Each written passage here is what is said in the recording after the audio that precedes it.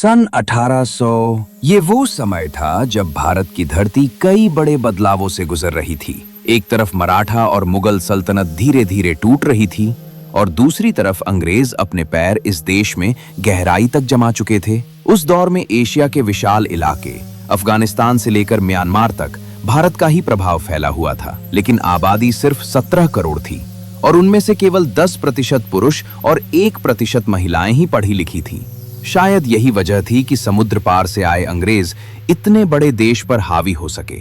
East India company गरीबों, किसानों और व्यापारियों का लगातार शोषण कर रही थी। सोने की चिड़िया कहे जाने वाले भारत को खुलकर लूटा जा रहा था। लेकिन क्या आपने कभी सोचा है उस समय आम भारतीय कैसे रहते थे? उनका पहनावा कैसा था? वे क्या काम करते थे? और अंग्रेजों ने कैसे इस महान साम्राज्य को अपने कब्जे में लिया?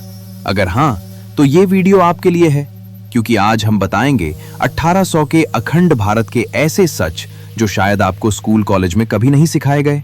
अंग्रेजों की चालें और साम्राज्यों का पतन।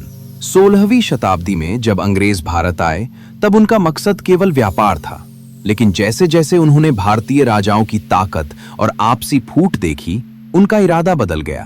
भारत पहुंचने वाला पहला अंग्रेज कप्तान विलियम हॉकिंस था, जिसने 24 अगस्त 1608 को सूरत में कदम रखा। कुछ ही समय में उसे समझ आ गया कि भारत को जीतने के लिए तलवार नहीं, चालाकी और कूटनीति ही काफी है। 17वीं सदी में जब शाहजहां ताजमहल बनवा रहे थे, उसी समय अंग्रेज चुपचाप अपनी पकड़ मजबूत कर रहे थे। उस समय दो बड़ी शक्तियां थीं, औरंगजेब का मुगल साम्राज्य, शक्तिशाली मराठा साम्राज्य। अंग्रेज इनके सामने कुछ भी नहीं थे, लेकिन एक कमजोरी थी, इन दोनों की एक दूसरे से दुश्मनी। अंग्रेज इधर मुगलों से दोस्ती दिखाते, उधर मराठों के तलवे चाटते। धीरे धीरे दोनों में झगड़े बढ़ते गए और ईस्ट इंडिया कंपनी मौके का इंतजार करने लगी। करीब 100 साल की कूटनीति के बाद अंग्रेज भारत के निर्णायक हिस्सों पर कब्जा जमाने में सफल हो गए। भारतीयों की कमाई, गरीबी और लगान का तांडव। उस समय आम आदमी की जरूरतें कम थीं, लेकिन फिर भी गरीबी बहुत थी। कुछ लोग अंग्रेजों की खुशामद करके मोटी कमाई कर लेते थे, जबकि आम किसानों की हालत बहुत खराब थी। जमींदार कर्ज देकर किसानों को लूटते, सूखा, बाढ़ और बीमारी खेती छीन लेती। अंग्रेजों का लगान किसानों की कमर तोड़ देता। जो खेती नहीं करते थे वे छोटे मोटे व्यापारी थे, लेकिन अंग्रेज उनसे भी भारी टैक्स वसूलते और जबरन वसूली करते। बाकी लोग मजबूरी में अंग्रेजों की फैक्ट्रियों में 16 से 18 घंटे तक काम करते थे, वो भी बहुत कम पैसों में। Barter system.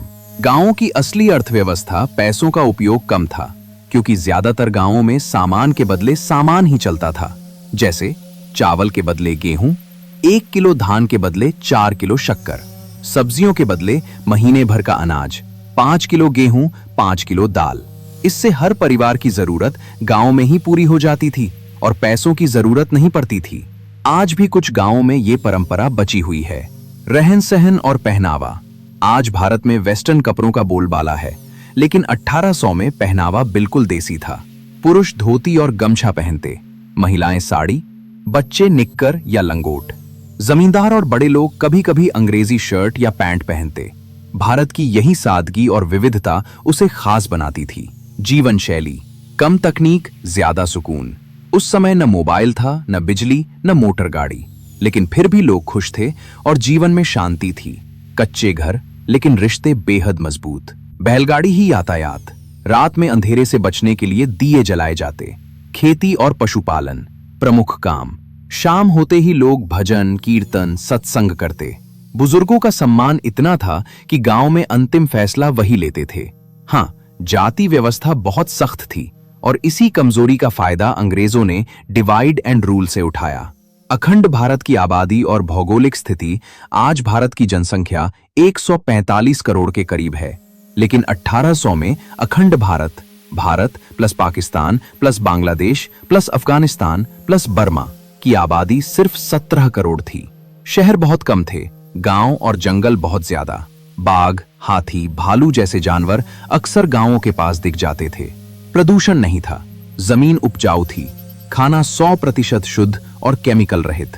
शिक्षा और साक्षरता। सिर्फ 10% पुरुष और 1% महिलाएं पढ़ी लिखी थीं, लेकिन हर व्यक्ति किसी न किसी काम में माहिर था।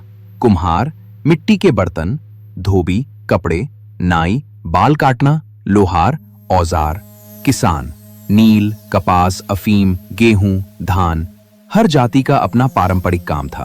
अंत में 1800 का भारत कई तरीकों से मजबूत था और कई मामलों में बहुत कमजोर भी। लेकिन एक बात सच है, हमारा इतिहास जितना विशाल है उतना ही गौरवशाली भी।